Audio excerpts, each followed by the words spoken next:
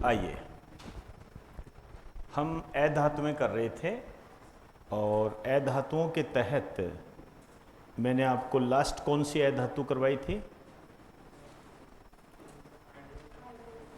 Hydrogen. कितना number था? 3। आइए,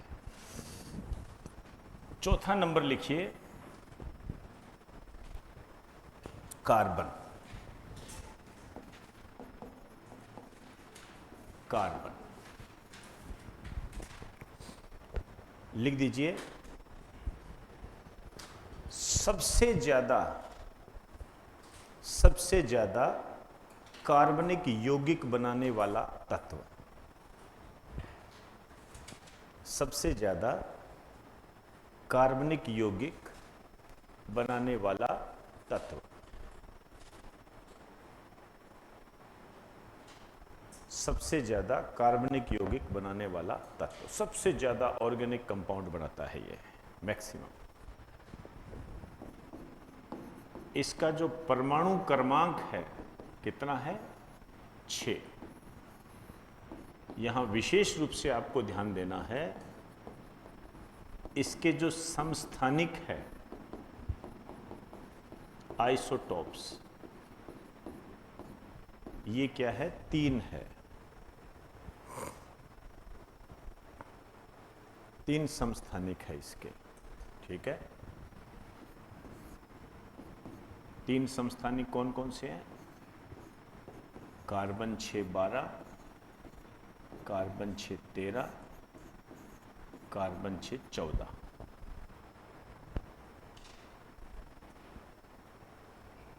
तीन समस्थानिक होते हैं इसके, ठीक है।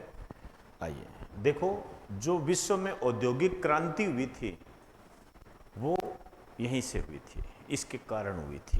तो इसमें लिख दीजिए, विश्व में औद्योगिक क्रांति। 2 मिनट, नहीं, सॉरी, ये नहीं, लिख दीजिए। इसके 2 रूप होते हैं, ये आइए।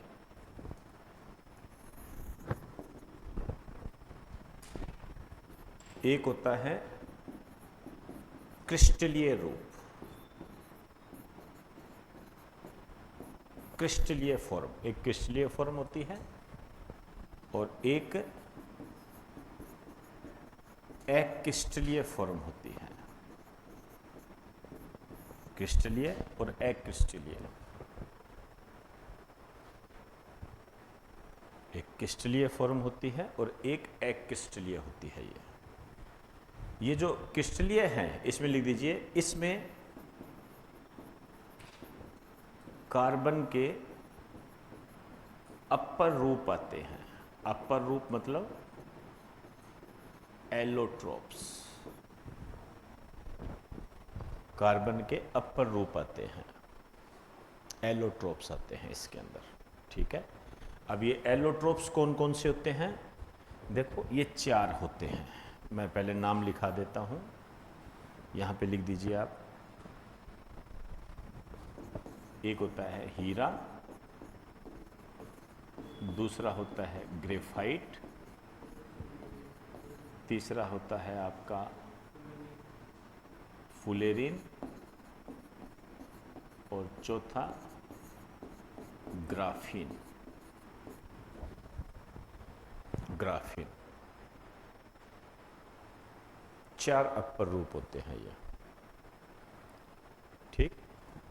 एलोट्रोप्स बोलते हैं इसको। ये जो दोनों आप देख रहे हो, इसको बकमिनिस्टर के नाम से जानते हैं। C60 इसका प्रचलित रूप होता है, ठीक है। ये हमने वहाँ नैनो टेक्नोलॉजी में आपको कराया हुआ है, याद कीजिए। ग्राफीन, ये भी अच्छे तरीके से आंद्रे जिम ने इसकी खोज की थी, याद कीजिए। सबसे महत्वपूर्ण बात आपको इसकी ये ध्यान रखनी है, एक सदाबहार क्वेश्चन जो 2-3 एग्जाम में आ चुका है। सबसे कठोर पदार्थ, सबसे कठोर पदार्थ जो हीरे से भी कठोर होता है, सबसे कठोर पदार्थ जो हीरे से भी कठोर होता है, हीरे से भी कठोर होता है। क्लियर? अब इसमें जो अक्रिस्टलीय रूप होता है, इसमें क्या क्या आता है? आइए, इसमें सबसे महत्वपूर्ण आता है कोयला। कोयला सबसे महत्वपूर्ण। दूसरे नंबर पर आपको ठीक ठीक थोड़ा ध्यान रखना है, काजल। तीसरे नंबर पर आप कोक लिख सकते हो।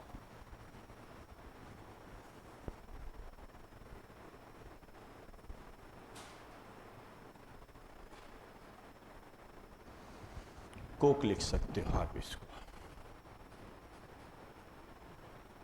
चले आओ, अब सबसे पहले ए पोर्शन डाल दीजिए ऐसे करके, क्रिस्टलीय रूप।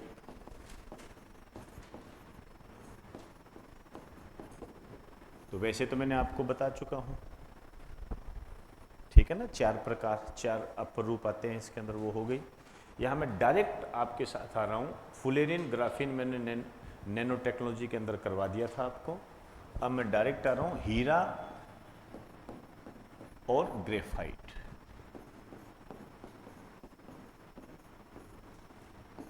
इन दोनों में अंतर पता होना चाहिए आपको, डिफरेंस। कोई बात नहीं, आराम से उठा लो, हमें से कोई नहीं देखेगा, सारे इधर देखो भाई। हीरा, इसमें लिखो हीरा कठोर होता है, कठोर होता है ये, ठीक है। अब देखिए हीरा कठोर तो होता है, लेकिन इससे भी कठोर क्या है? ग्राफीन। भूल के भी मत भूल जाना, एलडीसी में आया था।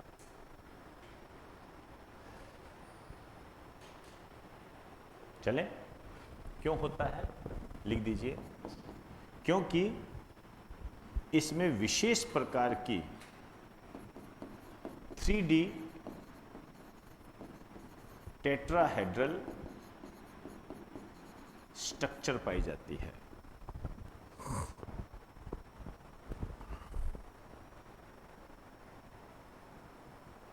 क्योंकि इसमें विशेष प्रकार की 3D टेट्राहेड्रल स्ट्रक्चर पाई जाती है।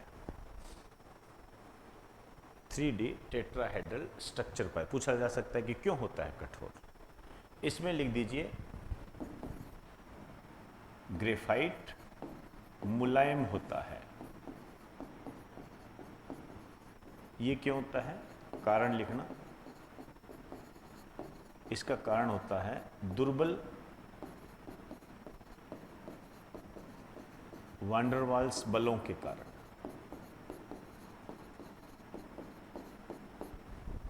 वीक वांडरवाल्स फोर्स, दुर्बल वांडरवाल्स बलों के कारण, दुर्बल वांडरवाल्स बलों के कारण, क्योंकि इसकी जो लेयर होती है उसमें क्या है, दुर्बल वांडरवाल्स बल पाए जाते हैं, वीक वांडरवाल्स फोर्स पाए जाते हैं। ठीक, चलिए नेक्स्ट लिखिए दूसरा, यहाँ जाइए। यह है ऊष्मा व विद्युत का कुचालक होता है, bad conductor of heat and electricity, bad conductor of heat and electricity.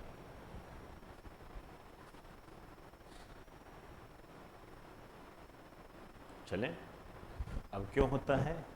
देखिए, इलेक्ट्रिसिटी के लिए जिम्मेदार होते हैं फ्री इलेक्ट्रॉन, मुक्त इलेक्ट्रॉन, ठीक है। यदि वो प्रेजेंट है तो सुचालक होगा, एब्सेंट है तो कुचालक होगा। लिख दीजिए, क्योंकि इसमें फ्री इलेक्ट्रॉन एब्सेंट होते हैं।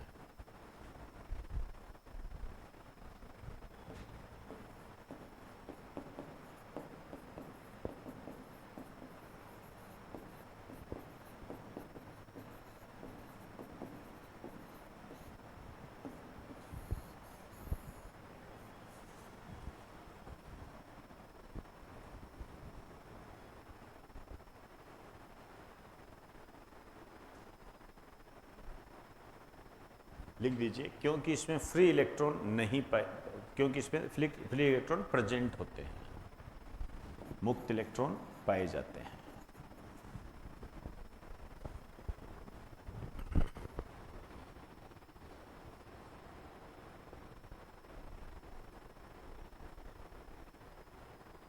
चले आइए, इसमें लिखो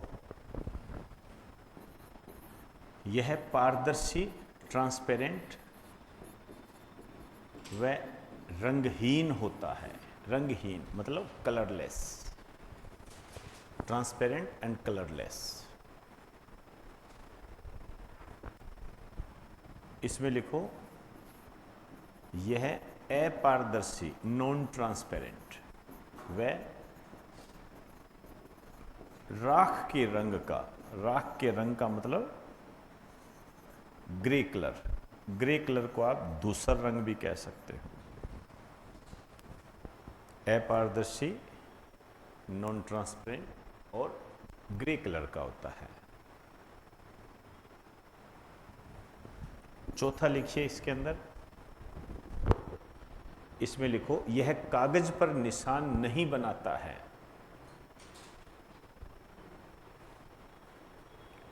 यह कागज पर निशान नहीं बनाता है। उसमें लिखो, ग्रेफाइट में लिखो यह कागज पर निशान बनाता है।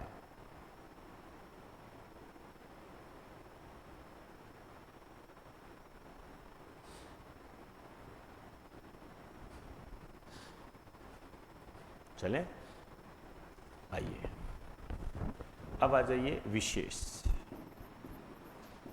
पहले मैं हीरे की बात करूंगा। इसमें लिखो यह रासायनिक रूप से अक्रियाशील होता है।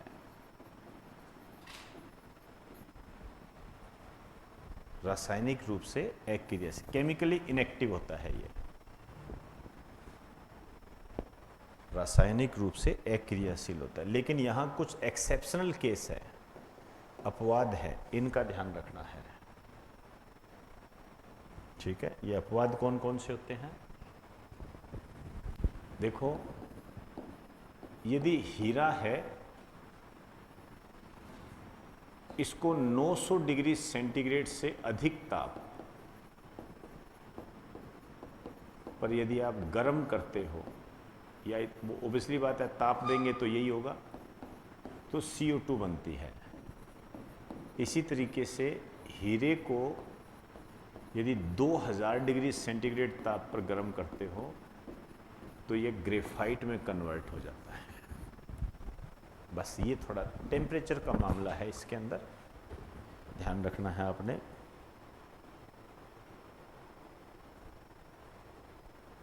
बस यहाँ एक थोड़ा सा ध्यान रखना, वायु एब्सेंट होनी चाहिए। वायु एब्सेंट होनी चाहिए।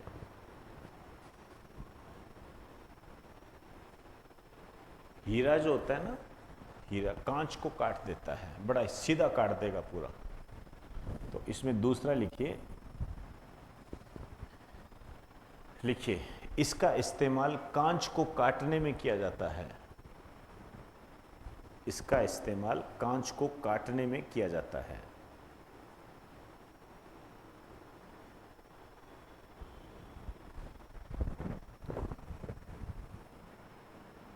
नेक्स्ट लिखिए, हीरे के क्रिस्टल टेट्राहेड्रल होते हैं। टेट्राहेड्रल मतलब चतुष्फलकीय।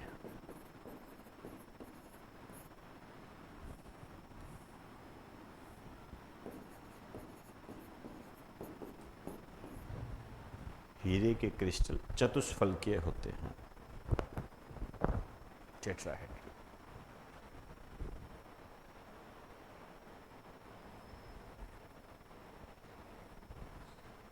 आइए इधर आ जाइए। अब विशेष में यहां भी हम बात करेंगे। इसमें पहला लिखिए, ग्रेफाइट का एक और भी नाम होता है, इसे कहते हैं काला सीसा। काला सीसा।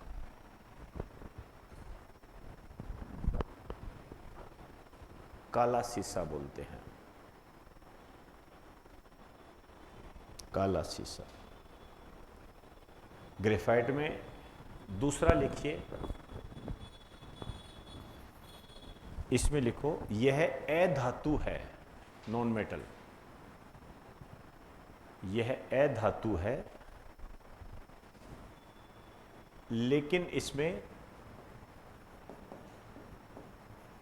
धातुओं जैसी चमक होती है।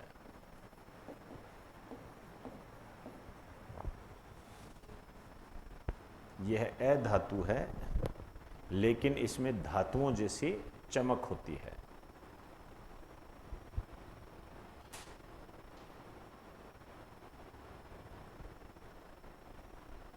चलें, आइए नेक्स्ट लिखिए।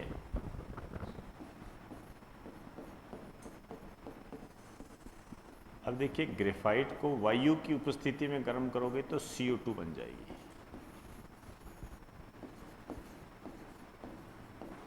इसका जो प्रयोग होता है लेड पेंसिल बनाने में,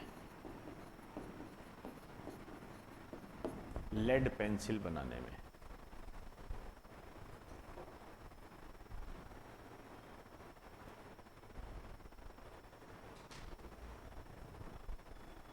ठीक, तो आपके एग्जामिनर ने एक क्वेश्चन पूछा है बड़ा अच्छा, लेड पेंसिल में कितना प्रतिशत लेड होता है?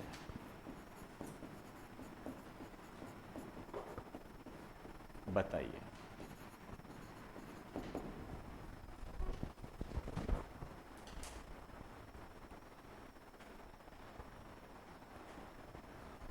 कितना होता है आप बताइए। आप बताइए भाई, नाम नाम लेड है, होता ही नहीं है, 0%।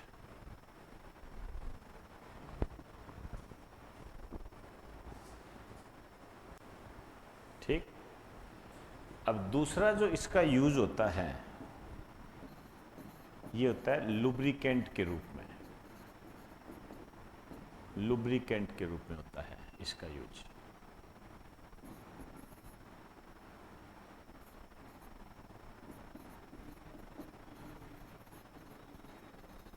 लुब्रिकेंट के रूप में होता है। पांचवा पॉइंट लिखिए, ग्रेफाइट के क्रिस्टल,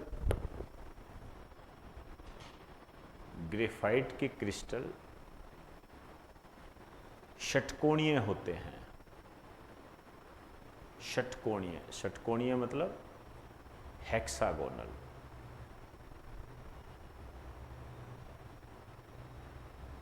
षटकोणीय होते हैं, हेक्सागोनल।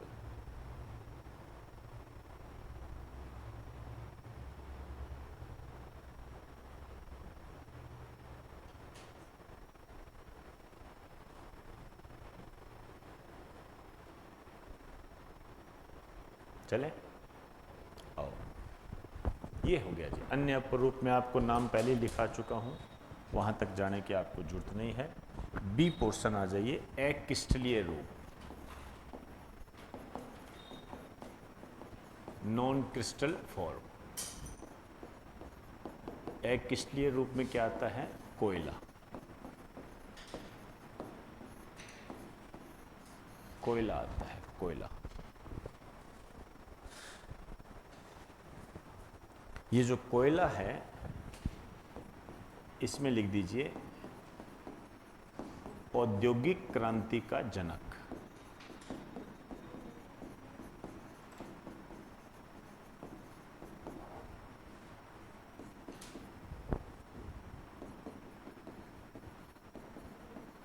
लिखिए, विश्व में सबसे पहले इंग्लैंड में औद्योगिक क्रांति हुई थी।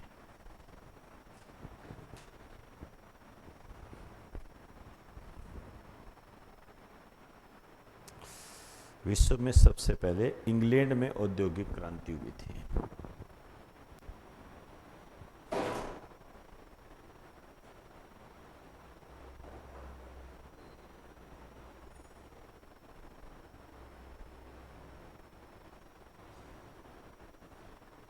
चले, अब ये जो कोयला है ये किसका बना होता है? ये बना होता है carbon, hydrogen, oxygen. Carbon, hydrogen, oxygen. चलिए अब आप देखिए, जो भारत है इसमें जो सर्वाधिक कोयला है, सबसे ज़्यादा कोयला ये झारखंड के अंदर है। सबसे ज़्यादा कोयला झारखंड के अंदर है। दूसरे नंबर पर ओडिशा है और तीसरे नंबर पर छत्तीसगढ़ है।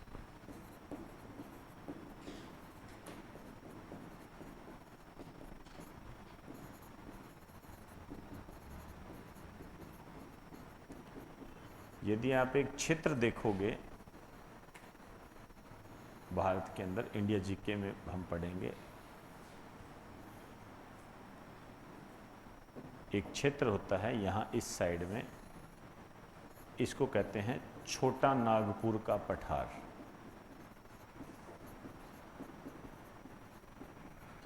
ये बहुत महत्वपूर्ण है। इसे कहा जाता है भारत का रूर क्षेत्र।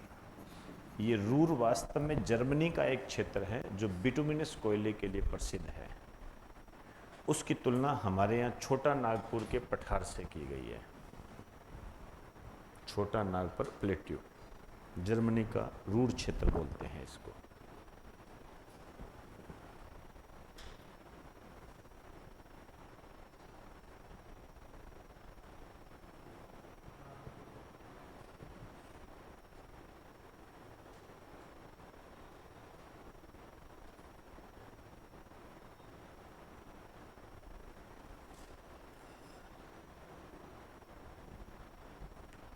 चले आइए, ये थोड़ी सी बेसिक बात आपको बताई है, हालांकि ज्योग्राफी में इसको विस्तार से पढ़ते हैं। पेज के बीच में लिखो कोयले के प्रकार।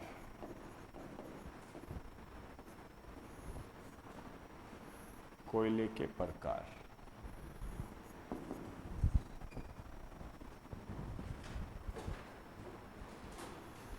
थोड़ी सी जगह छोड़ देना इधर।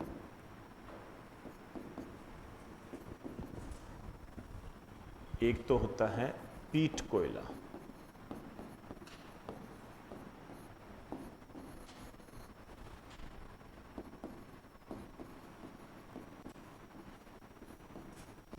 दूसरा होता है लिग्नाइट कोयला।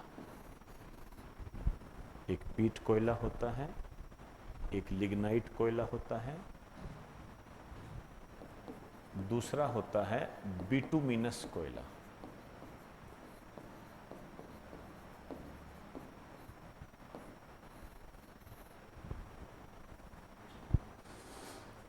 बिटुमिनस कोयला।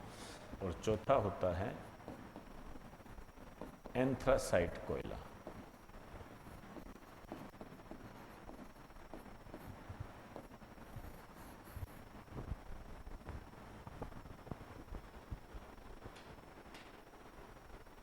एंथ्रासाइट कोयला होता है। देखिए, सबसे पहले जो हम बात करने जा रहे हैं वो है कार्बन की मात्रा। इसमें जो होती है 30% होती है। ये परसेंटेज याद करने की जरूरत नहीं है, बस आपको बताने इस रूप में जा रहा हूं कि कैसे क्रम व्यवस्थित करना है आपने। ये जो होती है ये 45 से 55%। 45 से 55%। ये 55 से 65%। 55 से 65%। और इसमें जो होता है 80 से 90%। तो आप वैसे समझ गए होंगे कि कार्बन की मात्रा का बढ़ता क्रम है ये। तो ये आपके लिए ज़्यादा महत्वपूर्ण है। क्रम से व्यवस्थित करवाते हैं ये, बढ़ता क्रम।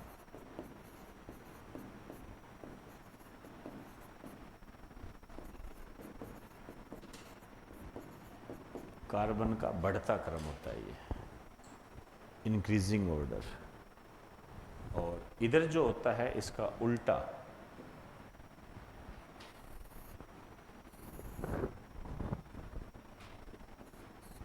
ये होता है धुएं का बढ़ता क्रम।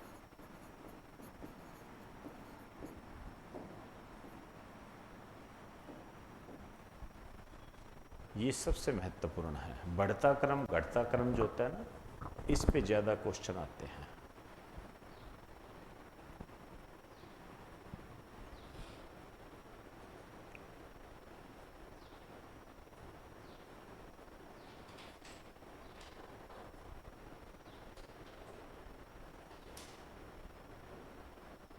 ठीक, आइए अब ये जो पीट कोयला आप देख रहे हो, ये क्या होता है, इसके नीचे नीचे लिखना, ये लो क्वालिटी का कोयला होता है। लो क्वालिटी, निम्न कोटि का कोयला, लो क्वालिटी का कोयला होता है ये। इसकी क्वालिटी बहुत कम होता है, लो क्वालिटी का कोयला।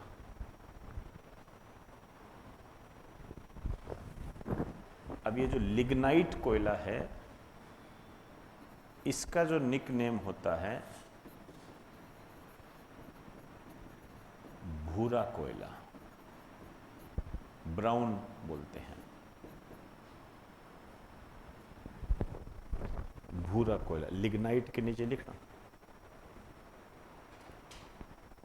इसमें ये क्वेश्चन खूब आता है कि राजस्थान में किस क्वालिटी का कोयला पाया जाता है या किस किस्म का कोयला पाया जाता है। लिग्नाइट लिख दीजिए, राजस्थान के बच्चों के लिए मोस्ट इंपॉर्टेंट है। लिखो, राजस्थान में इसी किस्म का कोयला सबसे ज्यादा पाया जाता है।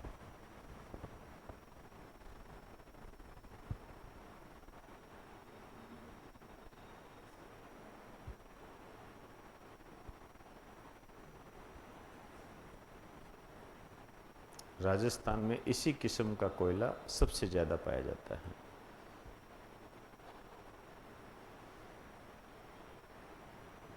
ठीक, इधर आ जाइए। बिटुमिनस कोयला, इसका निकनेम होता है, इसे कहते हैं मुलायम कोयला।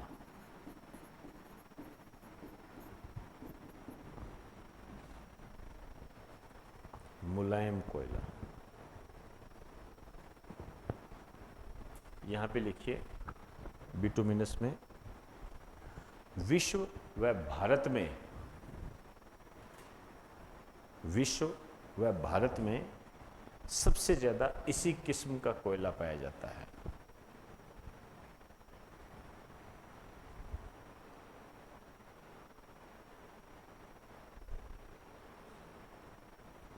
विश्व व भारत में सबसे ज्यादा इसी किस्म का कोयला पाया जाता है।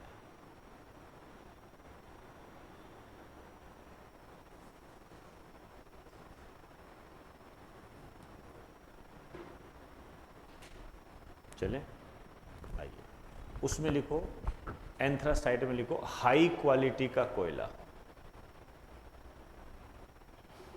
हाई क्वालिटी का कोयला,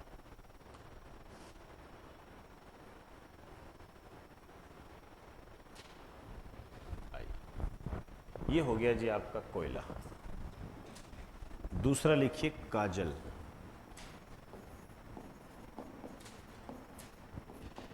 काजल, काजल,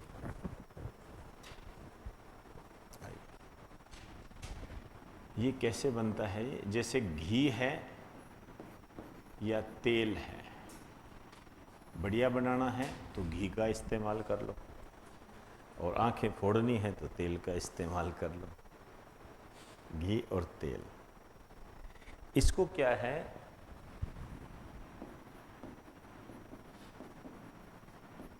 कम वायु की उपस्थिति में गर्म करते हैं इसको, तो कार्बन निकलता है।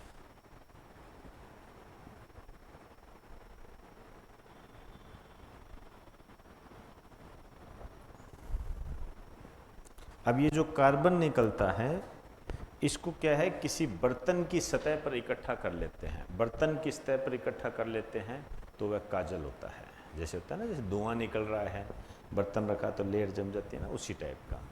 इसमें लिख दीजिए, इसे किसी बर्तन की सतह पर, इसे किसी बर्तन की सतह पर इकट्ठा करके काजल तैयार किया जाता है।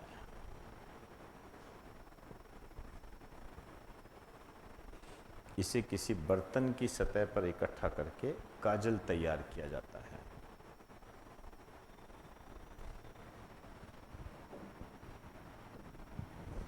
अब ये जो काजल है, इसकी खास क्या बात है? ये होता है सबसे अधिक कार्बन वाला पदार्थ, सबसे अधिक कार्बन वाला पदार्थ। इसमें 97% होता है कार्बन। भाई लिग्नाइट में तो, एंथ्रासाइड में तो क्या होता है, 80 से 90 के बीच में कार्बन होता है, इसमें ये होता है।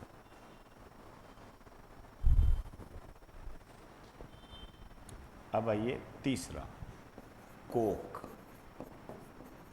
अब ये जो कोक है, इसमें क्या होता है कि जो बिटुमिनस कोयला है,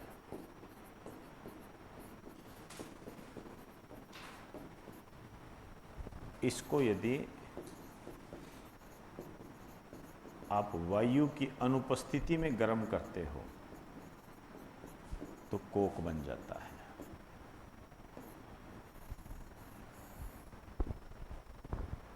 वायु की अनुपस्थिति में गर्म करते हो तो ये कोक बन जाता है।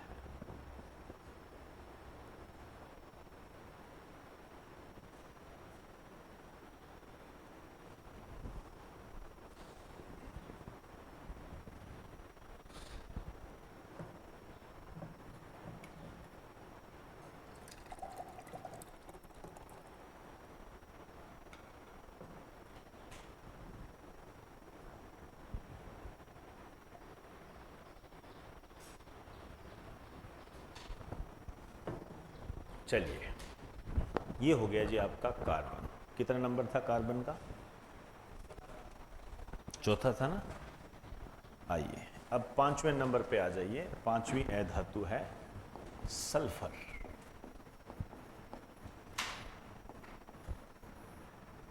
इसको S से रिप्रेजेंट करते हैं। एक तरीके से इसको गंधक भी कहा जाता है।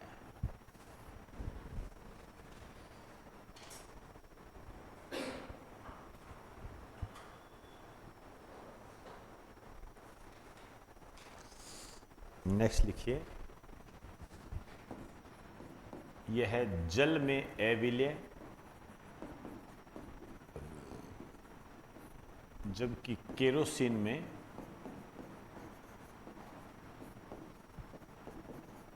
विलेय होता है। जल में अविलेय, जबकि केरोसिन में विलेय होता है।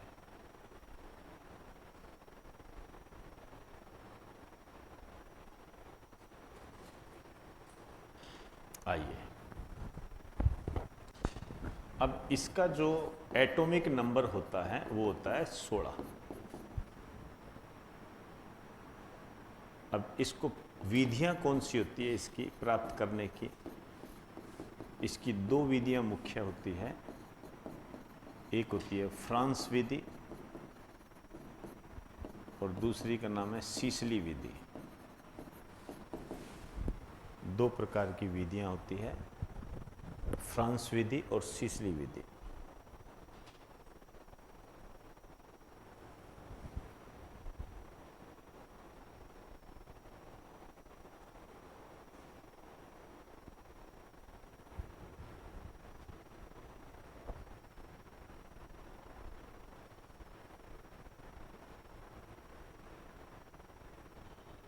चले, आइए अब देखिए इसका प्रयोग कहाँ होता है। इसका प्रयोग होता है, लिख दीजिए, ब्यूटी पार्लर में हेयर सेटिंग में। ब्यूटी पार्लर में आप देखते हो हेयर सेटिंग करते हैं ना, इस तरीके से हेयर सेटिंग की जाती है कि आंधी आए तूफान आए वो ना आए ले साहब। उसमें ये इस्तेमाल होता है। ये क्वेश्चन आया हुआ है, ठीक है ना। एक क्वेश्चन और आया हुआ है, जो नेल पॉलिश होती है उसके रिमूवर में किसका इस्तेमाल होता है? तो उसके रिमूवर में एसीटोन का इस्तेमाल होता है। एसीटोन एक पदार्थ होता है, कीटोन जिसको आप बोल देते हो। एनडीए के एग्जाम में आया था। स्टार डाल के लिख दीजिए, नेल पॉलिश के रिमूवर में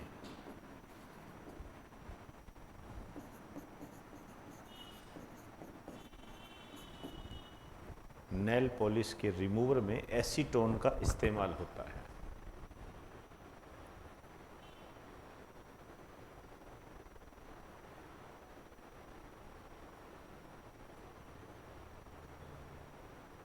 नेल पॉलिश के रिमूवर में एसीटोन का इस्तेमाल होता है।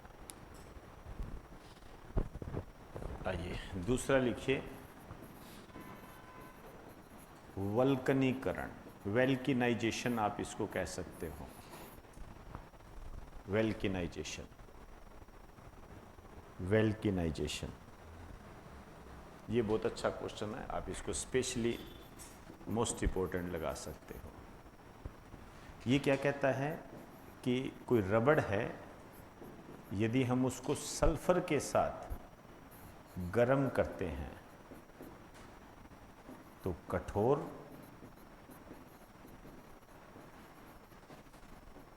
व लचीला रबड़ प्राप्त होता है।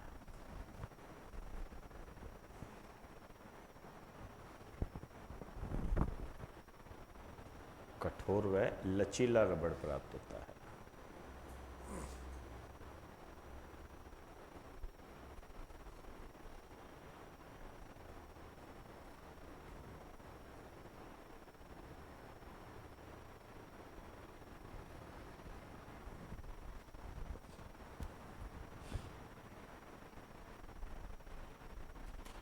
वेल्केनाइजेशन बोलते हैं इसको। अब आइए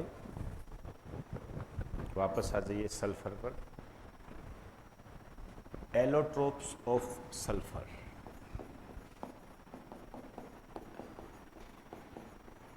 एलोट्रोप्स ऑफ सल्फर, सल्फर के अपर रूप।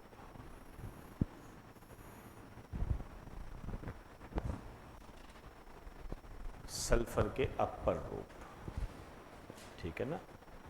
जैसे इसके कई अपर रूप होते हैं। पहला लिखिए अल्फा सल्फर, अल्फा सल्फर। ये जो अल्फा सल्फर है, इसका जो अन्य नाम है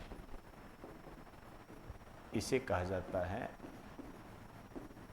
रोम्बिक सल्फर। और ये सबसे स्थायी अपर रूप होता है सल्फर का। स्थायी अपर रूप मतलब परमानेंट कह सकते हो, परमानेंट एलोट्रोप्स।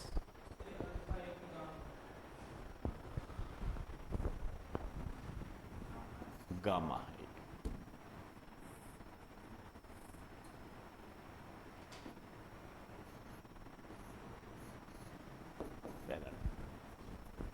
अल्फा। दूसरा लिखो बीटा सल्फर।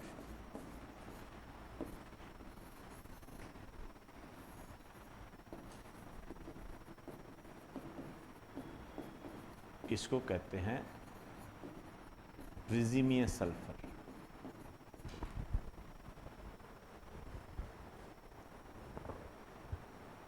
प्रिजीमियस सल्फर बोलते हैं इसको।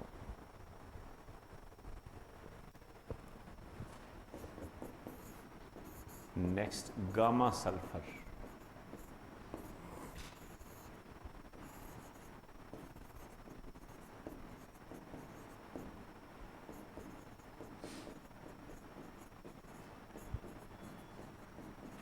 इसको प्लास्टिक सल्फर बोलते हैं। ये जो गामा सल्फर है इसको इंपॉर्टेंट लगा दीजिए, ये महत्वपूर्ण है।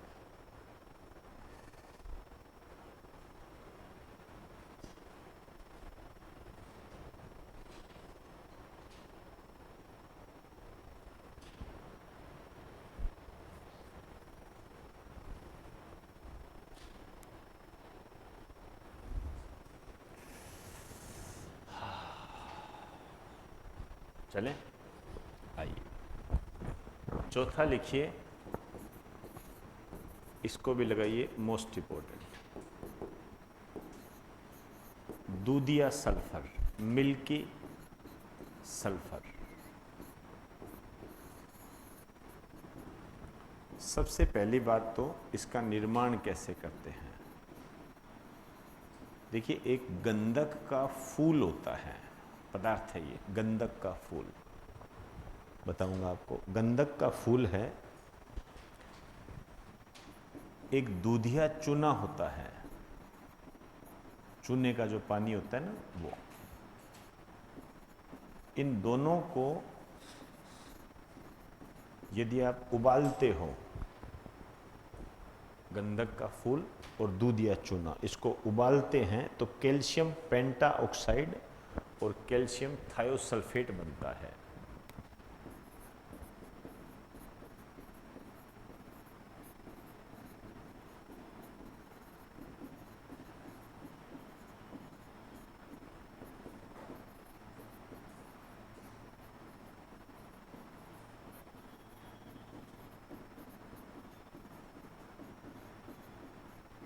कैल्शियम पेंटाऑक्साइड और कैल्शियम थायोसल्फेट बनता है।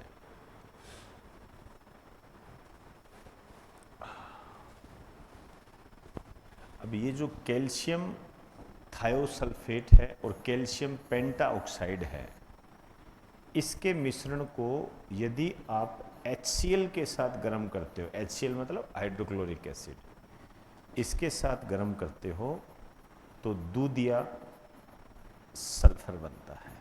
ऐसे बनता है दूधिया सल्फर।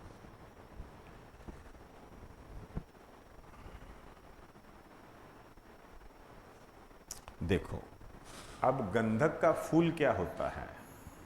गंधक का फूल वास्तव में क्या होता है, एक चूर्ण होता है, ठीक है ना, जो कि सल्फर के उधरोपातन, सब्लिमेशन ऑफ सल्फर, उससे बनता है। तो इसमें लिख दीजिए, यह एक चूर्ण होता है, चूर्ण मतलब पाउडर, चूर्ण होता है जो सल्फर के उधरोपातन, उधरोपातन मतलब सब्लिमेशन से बनता है, जो सल्फर के उधरोपातन से बनता है, सब्लिमेशन से बनता है।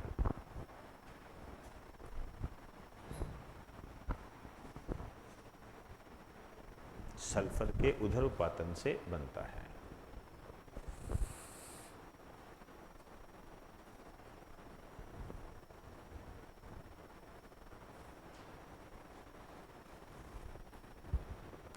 चले, आइए, अब ये जो दूधिया सल्फर है,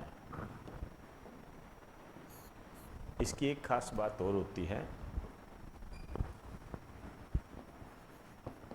दूधिया सल्फर, इसको यदि आप लंबे समय तक रखते हैं, काफ़ी टाइम तक रखते हैं, तो ये ऑटोमेटिक क्या है, ये अल्फा सल्फर में कन्वर्ट हो जाता है, अपने आप ही अल्फा में कन्वर्ट हो जाएगा ये।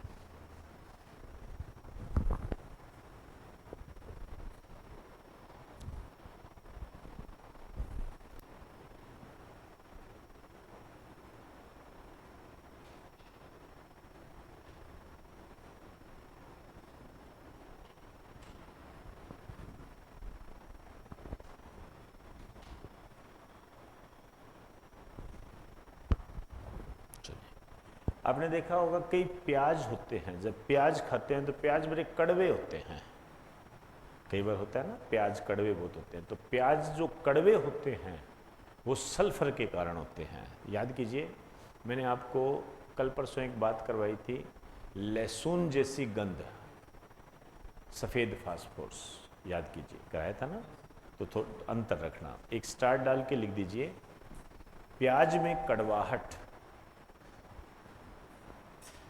प्याज में कड़वाहट के लिए सल्फर जिम्मेदार होता है। प्याज में कड़वाहट के लिए सल्फर जिम्मेदार होता है।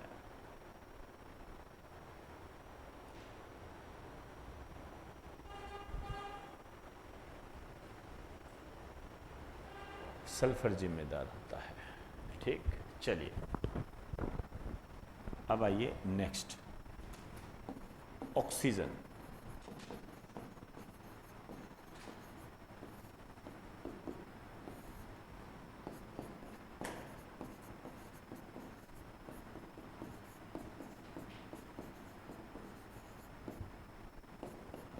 इसका जो निक नेम है प्राणवायु।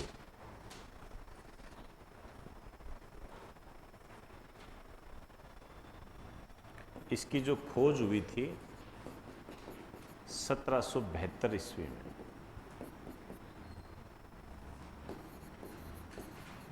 सीले व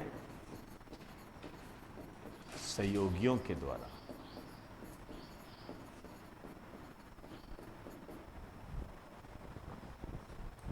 सीले व सहयोगियों के द्वारा हुई थी।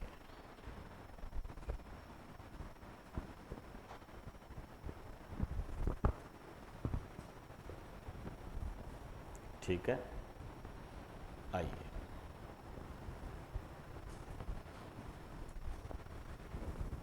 इसमें लिखो, यह रंगहीन, गंधहीन,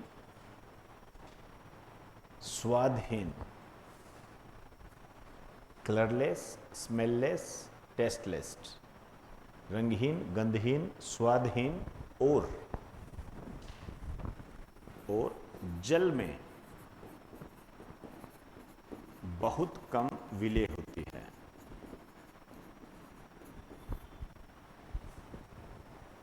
और जल में बहुत कम विलेय होती है।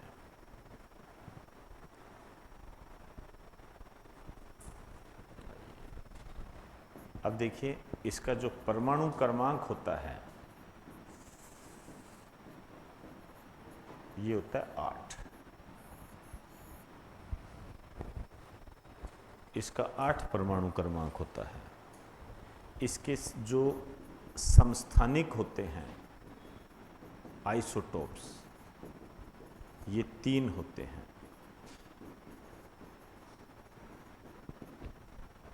आइसोटोप्स 3 होते हैं, ये वही है O16, O17, O18। और ये जो ऑक्सीजन है इसका एक एलोट्रोप्स होता है। एलोट्रोप्स मतलब अपर रूप, ये कई बार आपको करवाया हुआ है। ये होता है ओजोन। आता है ना क्वेश्चन, ओजोन किसका रूप होता है? ऑक्सीजन का रूप होता है।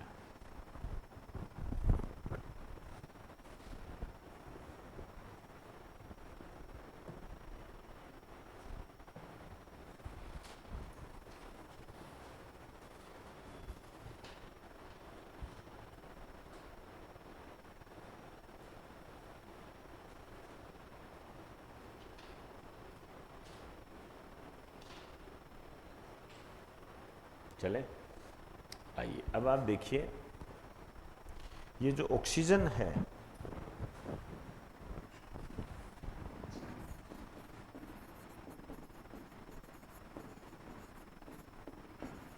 का जो वर्ग होता है 16 वर्ग होता है। ऑक्सीजन का जो वर्ग है ये 16। मैं आवर्त सारणी की बात कर रहा हूं उस स्थिति में।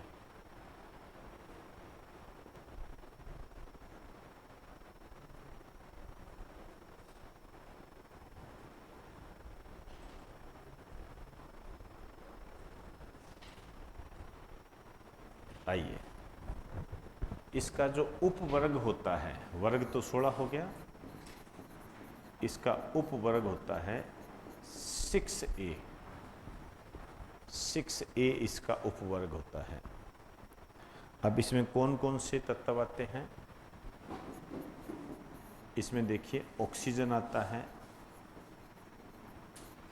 इसके अंदर देखिए सल्फर आता है, ऑक्सीजन है, सल्फर है, सेलेनियम आता है और एक ट्यूरियम आता है। सेलेनियम और ट्यूरियम।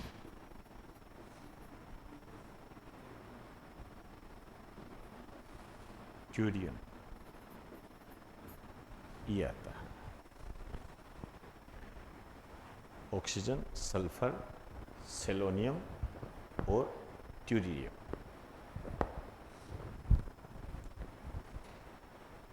क्लियर? ये इसके अंदर आता है। तो ये हो गए जी आपके अधातु कंप्लीट हो गए।